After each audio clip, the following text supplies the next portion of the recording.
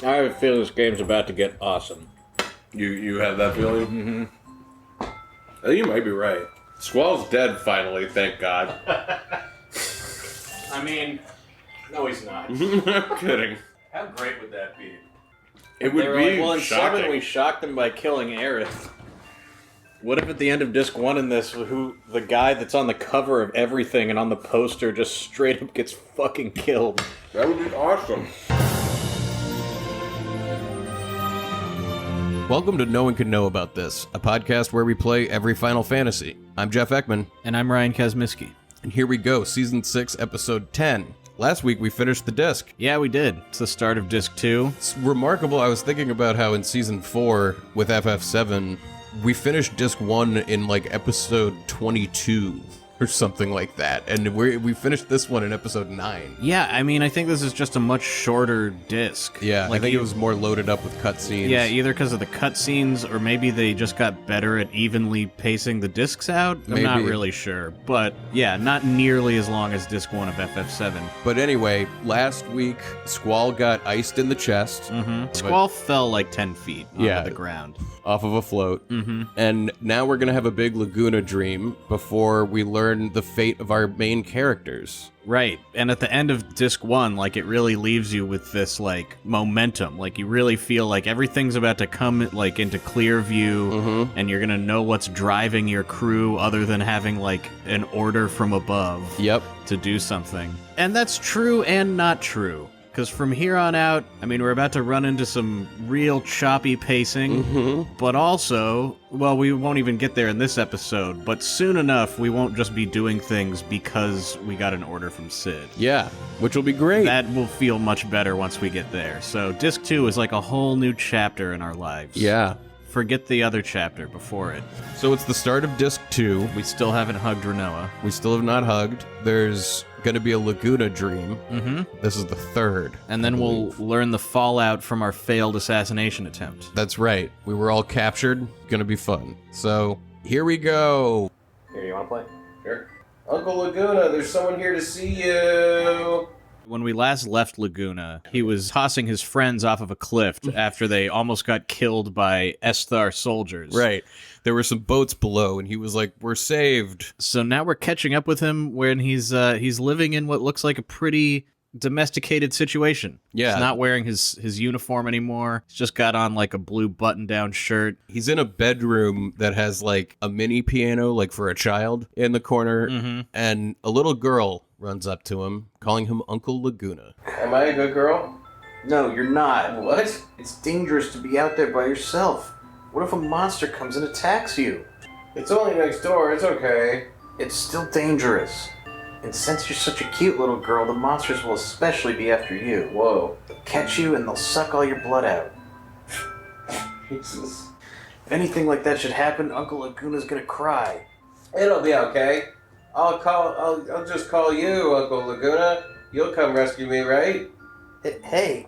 Ellone. Wait. Ellone. Yeah, he calls this little girl Ellone, or Ellone. We don't really know. Ellone. Yeah. Wrap your head around that one. Is that a name that we've seen before? No. So this is how Disc 2 starts, is your Laguna. Kiraga. Like, how dangerous is our neighborhood? We're about to find Oh, out. this place is full of bullet holes. Whoa! And yeah, we go downstairs in Laguna's house, and it becomes apparent that this is clearly some sort of post-war or post-conflict situation he's living in. Somebody has shot up this place like it was like a gangster with a Tommy gun. Yeah. Pretty bad. Pretty dangerous. Okay. No, don't leave the house, kid. Don't be downstairs. Go to the bath. So we walk out of the house, and Ellone runs alone. Ellone, we gotta settle on something, right? Yeah, what did we say? I think mostly we called her Alone, I think Ellone. which also, like, eye roll so Yeah. hard. That's clearly what they want you to call her. Yeah. Anyway. She runs back to her house, and we're in like this sort of pleasant little town, and out in the middle of town there's some Galbadian soldiers milling about, and we go talk to them. You think the Esthar soldiers are really coming? That was 2 years ago, right? They would have been here by now. But you never know what a country ruled by a sorceress could be up to. That's true. You'd never know what a country ruled by a sorceress could be up to. Well, yeah, so this is like, we're now learning that Esthar, the people he was fighting as a Galbadian soldier Yes. 2 years before this, Mhm. when we were in the last flashback, they were ruled by a sorceress. Apparently. And now Galbadia is ruled by a sorceress. But the town that he's in is not under a real threat from soldiers, but there are monsters running around. Right. I'm just trying to get to the point that they're hinting at some sort of vague sorceress cycle, that there's some kind of history Of sorceresses taking over and then running waging a place. world wars or something. I'm not sure it ever gets it gets more clear than this in some regards, but that's the pertinent That's information. what we're learning. Ah. Oh, there's just monsters in the street. Oh. Caterpillars. Sweet gun, Laguna.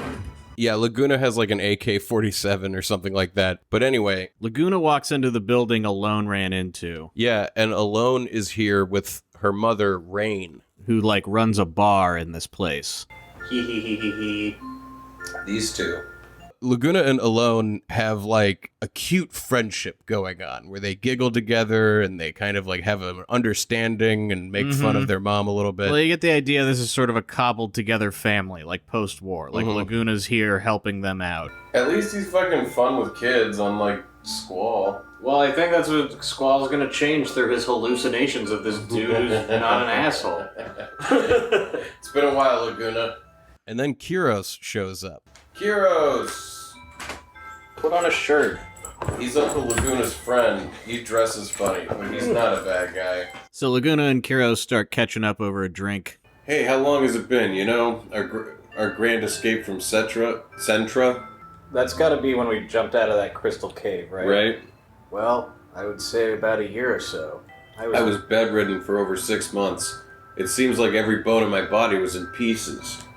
We were pretty fucked up at the end of that. Yeah.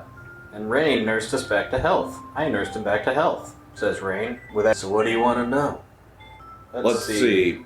So while they're catching up, we learned that Laguna like came to this town after he got hurt and was like recuperated by Rain, and that Kyros spent a couple months in the hospital, and now Ward is like quit the army and is working at some prison in a desert. That's what's important. Tell me about Julia. You mean Julia the singer? Yeah. The world famous lounge singer at that hotel? Laguna really admired her and always frequented the nightclub. Well, remember she hadn't sung. She had, like, played the piano. Oh, so now she's lived out her dream. Julia's dream came true. Yeah, she became a famous pop Singer. star, I guess. Julia used to sing at a nightclub? No, she didn't sing. She just played the piano. And the first song she released was Eyes on Me? How does the song go? History's got its eyes on me. You don't know? Well, you never let me hear it. I didn't think you listened to music. Fuck these scenes. Well, you know, we learned that Julia had a big hit. Laguna hasn't heard it. Ward is out there being a janitor. What can we do with all this information? I'm not sure, but it's information. The song's about being in love. The theme is love. The theme of the song is love. Heard she recently got married. Oh yeah. To some army general, right? General Caraway? Or Okay. something? And then they drop the bombshell that Julia is Renoa's mom, and that It's after explosive. Laguna left Delling City, she got married to the general, Renoa's dad. Not sure where her mom is now. She wasn't at the house when she visited. Also, Julia, not a queen. So Not the a queen. princess element Not a of queen. Renoa, still very confusing. You know, I think they must have started being like, because in a lot of ways, this game goes back to like classic Final Fantasy shit, where it's like, you're a bunch of people. There's a sorceress. You got to beat her. And they were like, and we'll have a princess and blah, blah, blah. And then, like, as they were going, somebody was like, but what if she was, like, not really a princess? And they didn't go back and rewrite the beginning part to make it different. They literally didn't do that aspect. Or yeah, maybe because, like, princess is just a term of endearment the forest owls use for her. Please. What do you mean, oh, please? Like, that's Like, not her reasonable. Father, her No, father. like, they're just like, hey, princess, like, fucking Han Solo So, like, I mean, Leia is a princess, but I mean, still. Yeah, When he she's calls, a princess. Yeah, but I mean, like, you could just call the girl princess as, like, a nickname. You're correct, but they never do that again. Well, we don't even fucking, I mean... You're right, we don't see the people who called her that. We haven't been talking to Zone and Ward. You're right. Or not Ward, Anyway, Zone Julia is Renoa's mom. Zone and Watts? Yeah, that was it. Okay. So Wait this a is minute. Renoa's mom was... Yeah, this has got to be... Julia? This has got to be... Yeah, it has to be, right? It's gotta be. I read in a magazine that her true love went off to war and never came back. General Caraway comforted her while she was feeling down. Oh, That's what how an... they got to know each other. Oh. When General Caraway read that in the magazine, he must have been like, wait, what? Your true love? What? Like, why are you telling all this to a magazine? Like, and you don't really love me? Renoa finds the magazine article one day. It's like, you didn't really love Dad? It's complicated. The past is complicated. So she didn't wait for the soldier to come back. So what? Who cares? Stop talking! As long as she's happy, right? That's all that matters. As I believe you've said on this show before, no one has ever said that and meant it. Yeah. Yeah, Laguna's like, it doesn't matter. It's fine. I'm fine. I We're just all care good. about her happiness. Yeah, that's all I care about. That's it. Ain't that right, Al? Right. Uncle Laguna... Okay, enough talk about this. That's gotta be Squall's voice, right? Where am I? And so while this is happening, Squall's like translucent, transparent. His transparent text to Well- indicate that he's like not really there, but he is talking about Yeah, this. starts playing over the screen. And then Laguna, once again, prompted by nothing, says this. I think the fairies are here. With What? the screaming. Fairies? Yeah, I guess. I don't know that it's prompted by nothing. I feel like he heard Squall talk. Well, that's what it's supposed to be, but he just says, I think the fairies are here, and everyone's like, what are you talking about? And he doesn't say anything to them about it. No. Then our work today should be a cinch. Looking forward to the battles. I think Kyros is thinking to himself like, oh yeah, God is with us today. Well, I don't know. I mean, Laguna's like, I think the fairies are here, and Kyros is like, oh, yeah, you're right. So we should have good luck. Wait, do they What? have some awareness of when we're...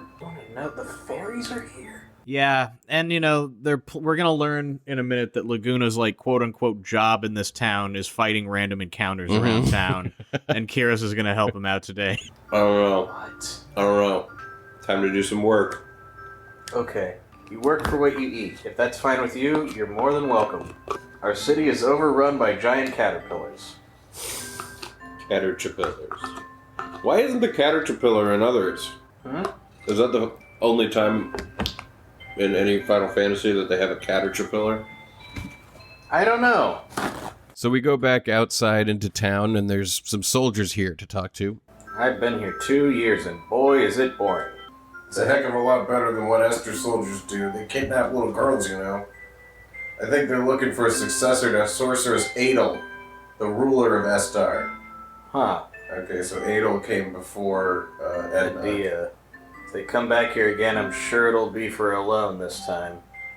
Ha, but they gotta go through me. For some reason, people are aware that Ellone is probably going to be a target of the sorceress, like as a successor. Well, they're saying that they're going around town to town kidnapping all the little girls. Oh, and right, and she's a little girl who's here. Yes. Yeah, okay. So she's in danger. Being a little girl puts a target on your back. Anyway, Laguna explains to Kyros that they've got some monsters popping up around town and they're going to go clear them up. Yeah, because all the men are off at war, so it's really up to them. If we see anyone in need along the way, we help them. That's our basic duty. Cool.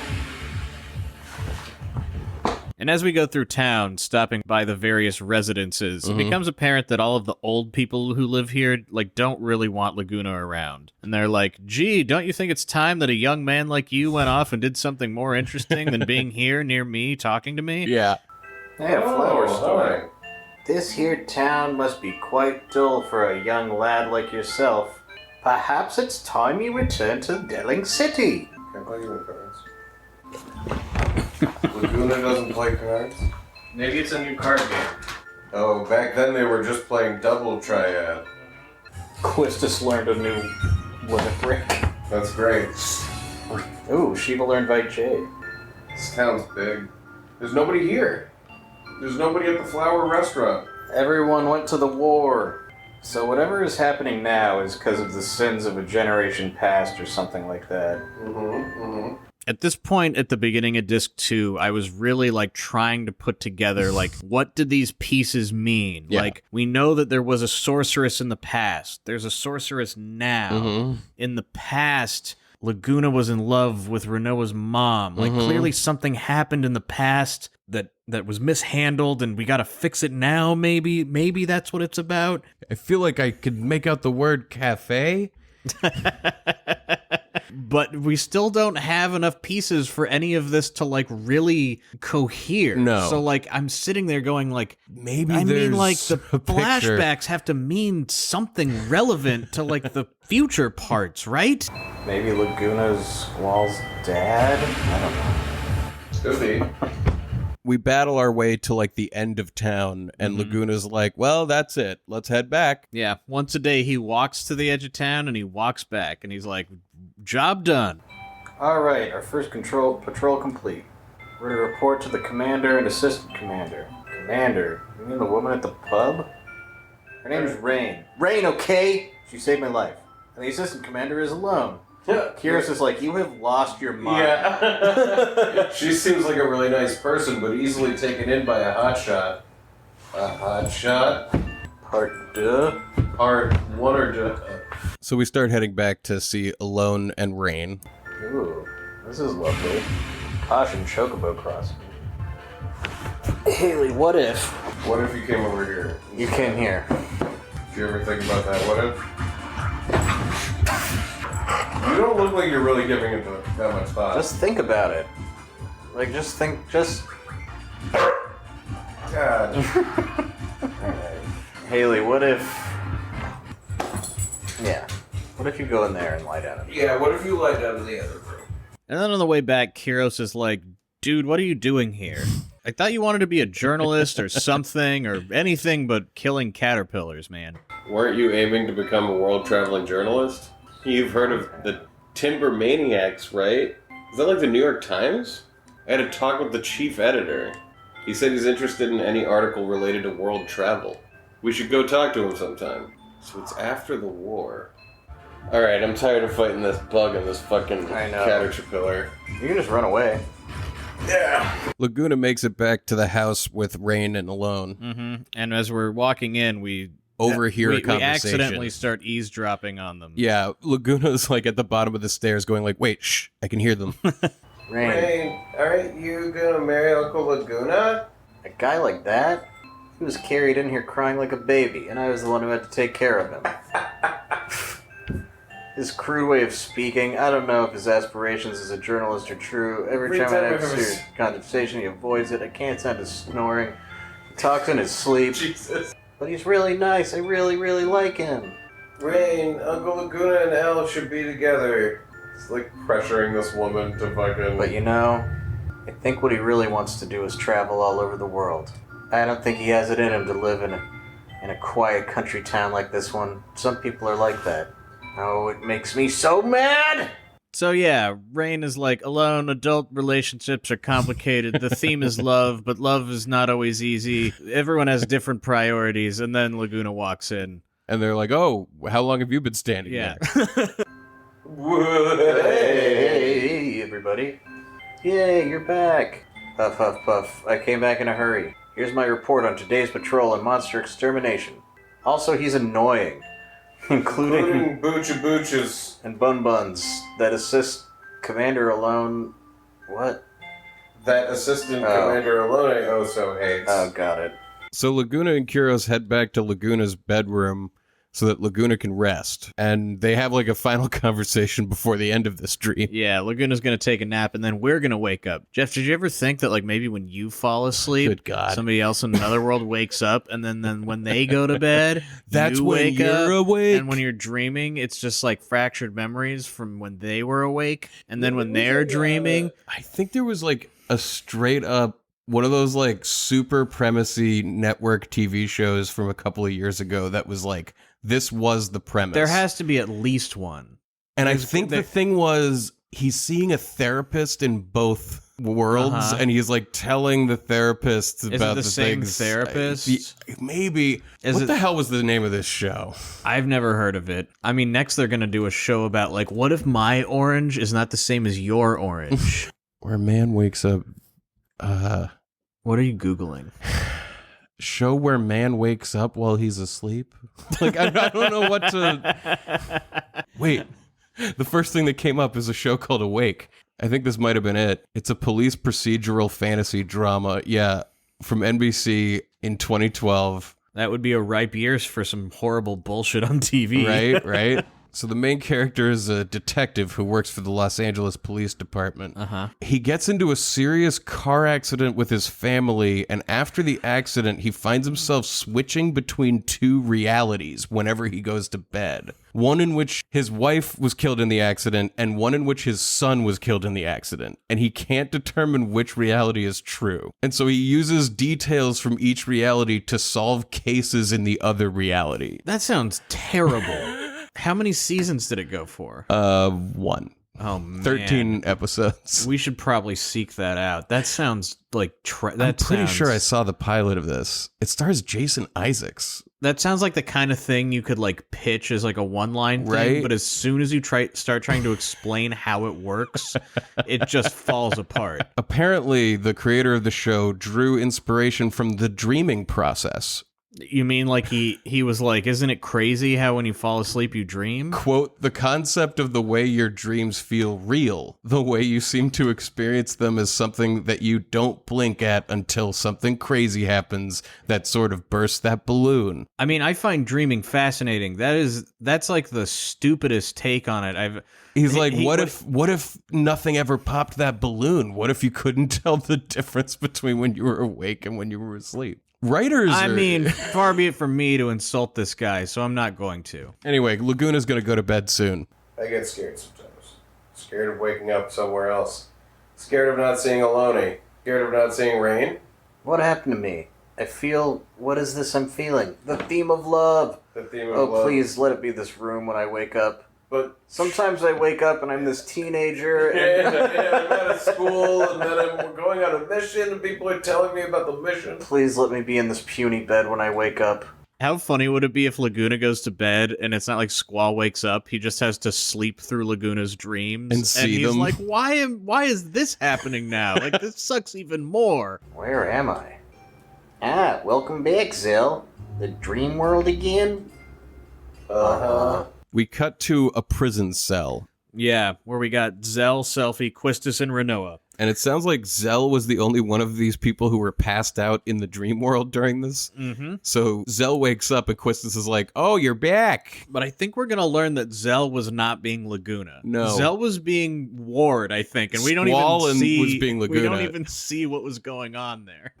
How's Laguna doing? They're all just like... They're like, hey, when you sleep, you become this Laguna guy. Don't know, I didn't see him. Because he was Ward? It's not like I know everything about Ward, but... Yeah. It was just... I wanted to be like, I went into the dream and I was just mopping a floor of a prison, and I don't know what that was about. Well, you know, Laguna and company went to that Centra place and got into a real fix, right? After that, Ward's been all alone. Wow, he's having these depressing dreams where he's a janitor at a prison? Yeah. I do find it hilarious that they're all like, oh, did you catch, like, the dream last night? Yeah, did you see what's going on? Did you see the new episode? Yeah. He's working in some sort of prison-like place. He's bored out of his mind. All he wants is to be fighting alongside Laguna. So, what is this we're experiencing? How the hell should I know? And that's about as much as they're going to discuss that specifically. Yeah, I love that Zell, they're in a prison. Mm-hmm. He was brought to this prison. Mm-hmm. And he's like, oh, I had a dream I was Ward, and I was in some kind of prison. Zell is slower on the uptake here than everybody else, especially you and me. Do you think he works at the prison you guys are in right now? Oh, shit. Didn't you say that Ward was working in some sort of prison? Yeah, so? And wasn't he from Galbadia? Sure, he's a soldier there. Zell's like, why do you bring it up? Yeah, like, I mean, who cares? So he was in a prison. What does that have to do with our situation? I sat down next to her to have that conversation. I wonder what happened to Squall. Did they bring him here too? I like her. Correct me if I'm wrong. Aren't you supposed to be Ward in that dream world? Just now I was. Yeah, in the last dream, he wasn't. Yeah, it seems like Squall is always Laguna, but like anyone else can be either of the other two. But Zell has been Ward twice of the three things so far. Does this room look familiar? Oh, stupid question. Wait a sec. I know this place. Everyone, listen up. This is the prison that Ward works at. He's a janitor here. Zell, wake up. Get on board. There's so many rooms just like this. Yeah, it's a prison. It's a cell. Zell. So like in this moment, because like the end of disc 1, like the momentum picked up, and then we had a flashback, and now Zell is like, Ward works here, and I'm like, oh shit, worlds are about to collide. It's all happening. There's a prison for political activists in Galbadia. This must be the place where Ward works. Right here where we are, I'm sure of it. Yeah, Renoa, we know. It's no surprise we're in jail. We did attack the sorceress, you know. We went up against the president. We'll all be sentenced to death. That president's no longer in charge. Now that Galbadia is in the hands of the sorceress, what's gonna happen to us? And where the hell's that guy, Irvine? And where's Squall? Did the sorceress gulp? Did the sorceress gulp him down?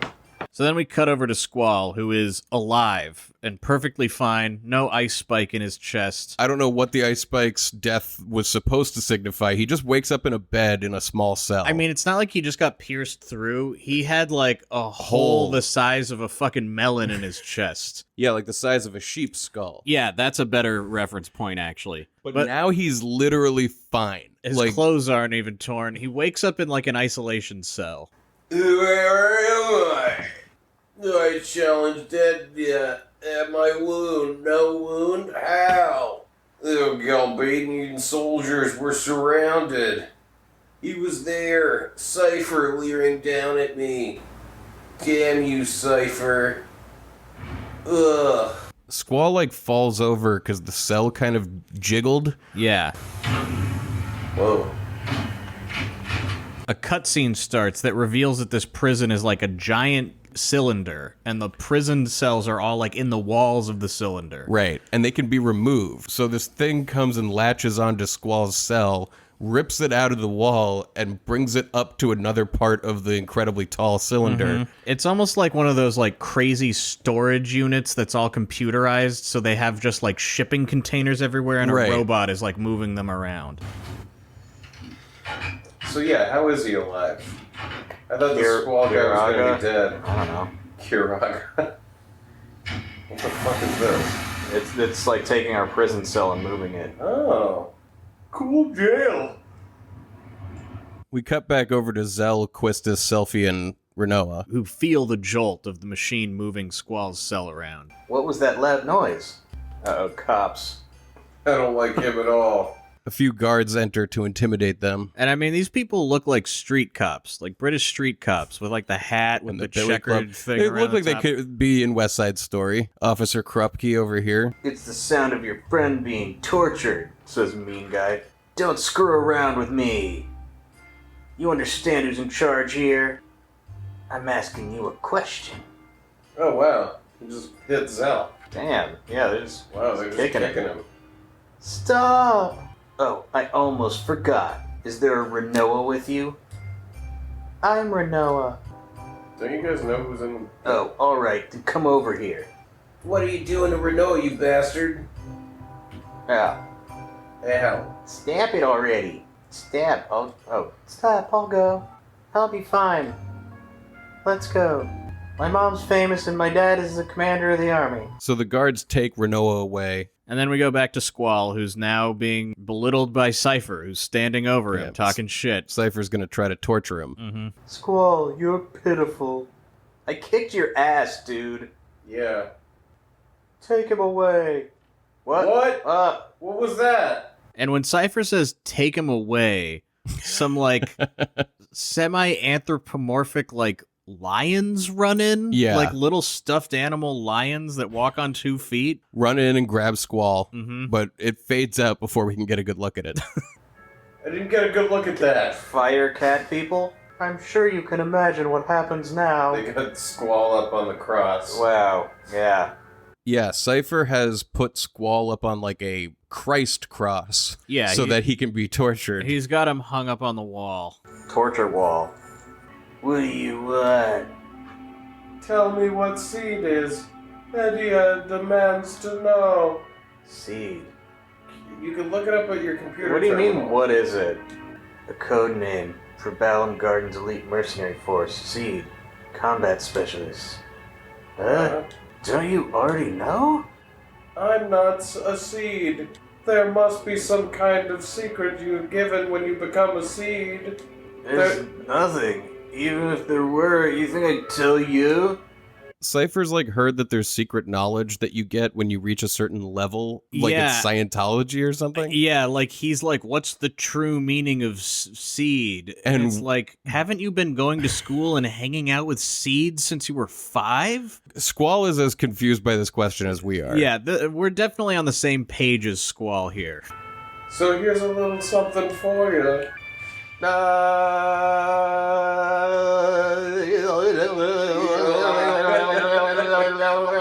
Squall is getting electrocuted. Even if you don't talk, others will. They're all here? Oh, you bet. I was hoping you'd be there, Squall. So, how'd I look in my moment of triumph? I kicked your ass! My childhood dream fulfilled. I've become the sorceress's knight. So this was his childhood dream. Is that the same as his romantic dream? I'm going to assume it is. Which is to be the sorceress's knight. I mean, I can see why they didn't have him tell us that before. If at the very beginning of the game he started going on about how he wanted to be a sorceress's knight. I gotta think that he wanted to be like a valorous knight, and then she twisted his mind, which was already twisted. All we can do is speculate, Jeff. That's all we can do. His romantic dream? But, Cypher, now you're just a torturer. This is the scene where you swear your undying hatred for me. The tale of evil mercenary versus the sorceress's knight. The fun's just started, Squall. Don't disappoint me now. Was it a dream that we had that we beat his ass and then got fucked up by the sorceress? No, I don't think so. Ow, ow, ow, ow, ow. Yeah, I guess there is that theory that Squall is actually dead at this point. No, this is a dream. But we cut back over to Zell. Zell is trying to, like, cast a spell, but the magic, like, backfires on him. It's no use. There seems to be an anti-magic field here. What the fuck is this thing? And then one of those lions that, like, came into Squall's cell walks in holding, like, a plate, and he trips and, like, throws it across the room. It's like a Red 13, sort of. But like Dragon Ball Z. But Dragon Ball Z, yeah, it walks around on 2 legs. Just to clarify, these cute little lions have spiked hair that stands straight up on end. I bet they've enslaved these poor cat people. You again! Oh, jeez. Yeah, the officer kicked the cat. And immediately an officer walks in and sees that this, like, cat person thing has dropped the plate and punches it in the face. Yo, who do you think you are? Yeah, you big meanie. Stop that. Oh, shit. The prisoners are fighting back. Did they count on the prisoners having... You'll regret those words. Did they confiscate our guardian forces? They said there's an anti-magic field. Okay, yeah. So yeah, after the thing gets punched in the face, Zell, like, stands up and intimidates this, like, guard into leaving the room. He's so mean. Well, his name is Mean Guy. You okay? And then, right after they establish that you can't really use magic in here, because this thing is hurt, Selphie decides to use Cure on it. She does say it doesn't work that well. That's the hedge. Doesn't work so well, but... Cure! Oh, so they do yell out the word. So it works a little bit? I guess it works a little bit. So we cut back over to Cypher, who's still interrogating Squall. It's still demanding to know what seed means. It's been very clearly explained that seed is just a stupid name for mercenaries. For a mercenary. But you know what? The way they write it is it's like capital S, lowercase double E. yeah, and then a capital D. So And I'm wondering the whole time why it's a capital D. Right, so when Cypher says this, we go, oh, so there is, like, maybe, like, the word seed actually means something. Like, those letters could be a code or something. CD. But we don't know. There's a big mystery here. Or at least they want you to think there is. What is seed? And why do they oppose the sorceress? Seed oppose the sorceress? I feel like, because we never found out why the D is capitalized. You know what I mean? Yeah. Sir Cypher, the missiles targeted for the garden are ready to launch. Oh no, they're gonna launch missiles at the garden? Excellent. Balam Garden is to be destroyed on charges of training seeds to oppose the sorceress. What? It's a pity, really. I grew up there, too. I love it. But orders are orders, and Eddie wants it destroyed. No. He grew up there, but he's not a seed. He's not a seed because he was too He cocky. failed the test, Right. yeah. After the garden's gone, the seed hunt will begin. It's like an Easter egg hunt. I'll be Adia's bloodhound and hunt down every one of your kind. Thought you were his knight. Her bloodhound knight. It'll be fun, Squall. Don't die on me yet. Continue with the interrogation. Ready to talk? I don't understand the question. So yeah, Cypher says one of the only things that's made sense in a long time, which is like, Adia's gonna destroy Balam Garden because of all the fuckery you committed on Disc 1. The missiles are ready. Yeah, and then he kind of was like, well, I'm done talking to you. I'm gonna let this nobody torture you now. Yeah, Have fun. The warden walks in to torture us. And Cypher leaves. Don't mess with me. Adia says you know something. Now spit it out. Talk! What is Seed all about? What is the mystery here? We're mercenaries. Seed? Aren't we mercenaries from Balam Garden? Special forces? I think Squall's having the same reaction. Yeah, he's we like, are. what It's the fuck? Huh? I don't know anything. Why do you keep asking me? And then we're presented with two dialogue choices for Squall. We have Just Let Me Die. And I'll lie, I must live. Yeah. And of course, I mean, which one are you gonna choose? Always die. Just let me die. Get me out of here. Just let me die. What's that? What did you say? Your breath stinks. Punk, you asked for it. I'm gonna punch your feet. No, he's gonna push. Oh. How's that? How you like me now, huh? How you like me now? Good night. The warden electrocutes Squall until he passes out. Completely knocked out cold. Hey, you two Moombas. Watch him. Moombas. That's gotta be what those cat things are called, right? So then we cut back over to Zell and the gang, still stuck in the cell. Who are now here with the Moomba. And I just want to point out, like, that last scene, the guard punches the Moomba, and then Zell, like, intimidates him. Zell could have just beat him up. They could be on the escape attempt already. This is like the third conversation where they're like, what should we do? How many times does it want to go back and forth between Squall and this gang? Too many. It only needed to happen like once. You know, you could have gotten all that done in just like one flip back and forth. What do we do? Just stay here? We'll get tortured for sure. Anyone got a plan? Well, we could skin this little guy and wear him as a disguise. Wow, Selfie. Holy shit. He doesn't like that idea. I'm kidding. Doesn't sound like you are. Selfie was just testing the room, taking everybody's temperature.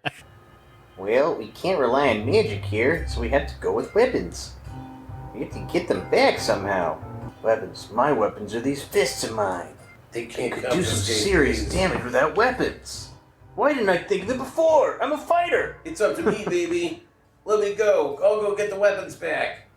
Zell realizes that there's something special about him here, and it's not that he knows the layout of the prison because he was Ward. Yeah, it's that he punches instead of using weapons. So his weapons are already on him. I mean, he let himself get his ass kicked by 3 unarmed guards. Before he remembered that he has fists. Yeah.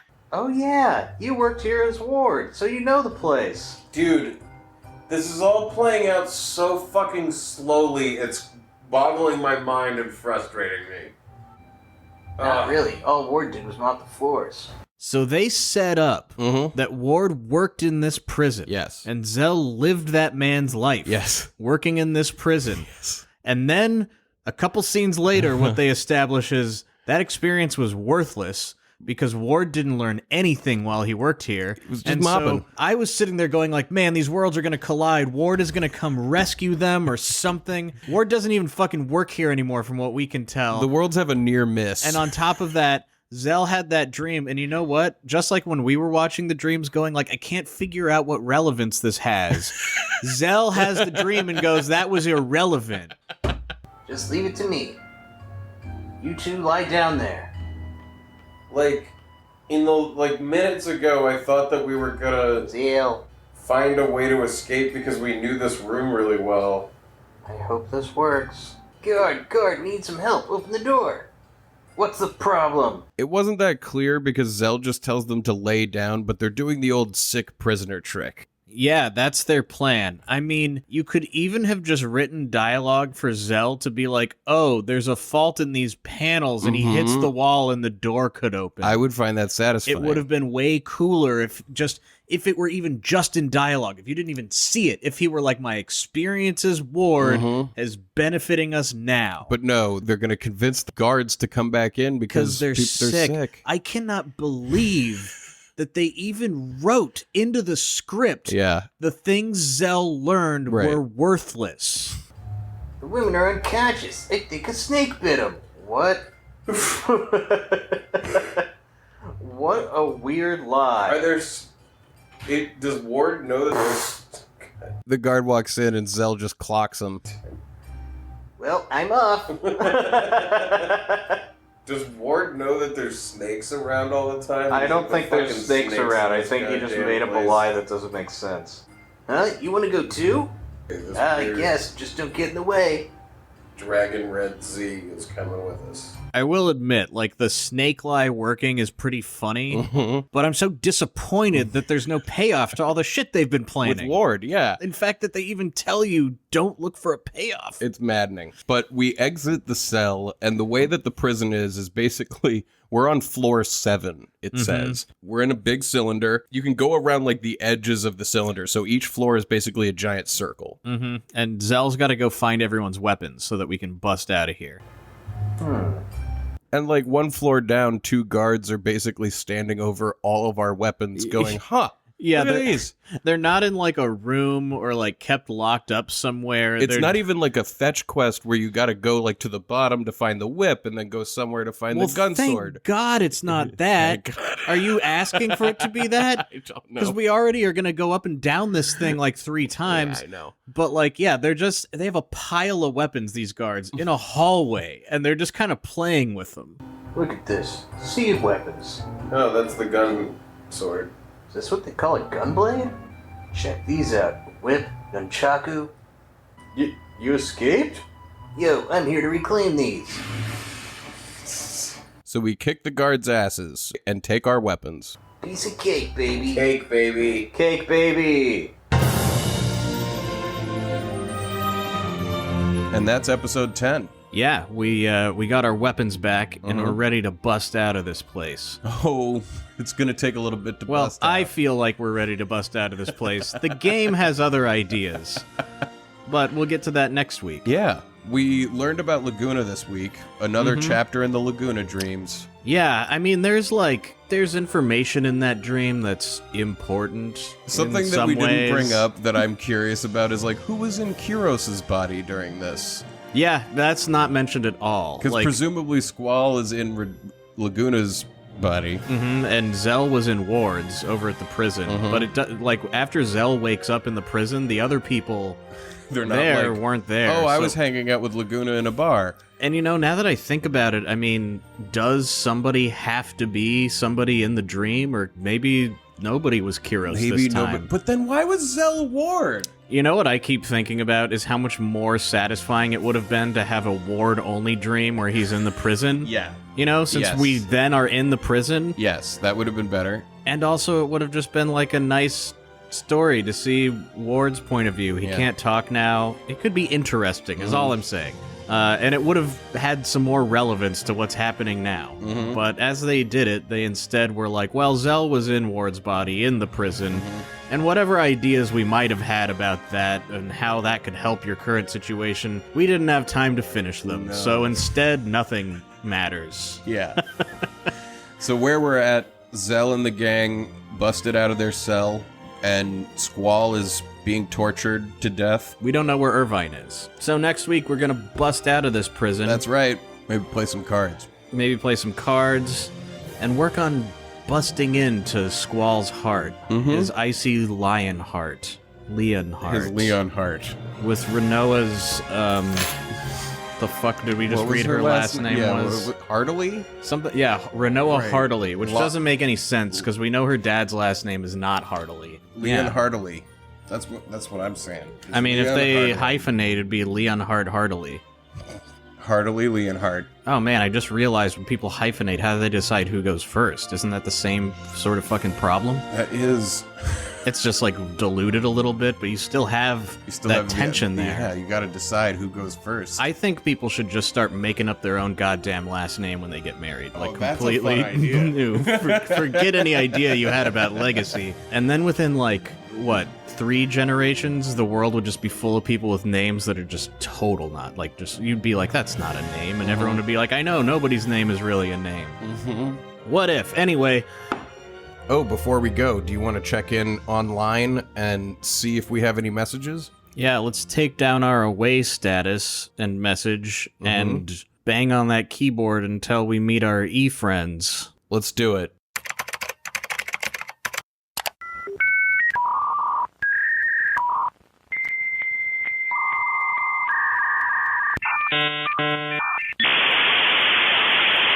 All right, we're in. There's a message here. Clicking on the message now.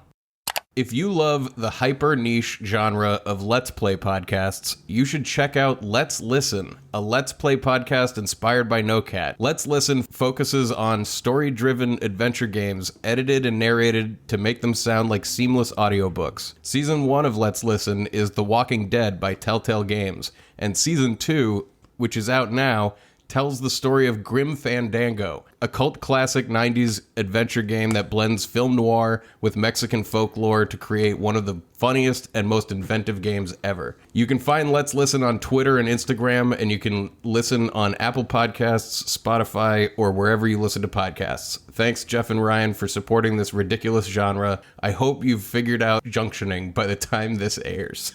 Oh, we got junctioning down. We got it down, son. guys.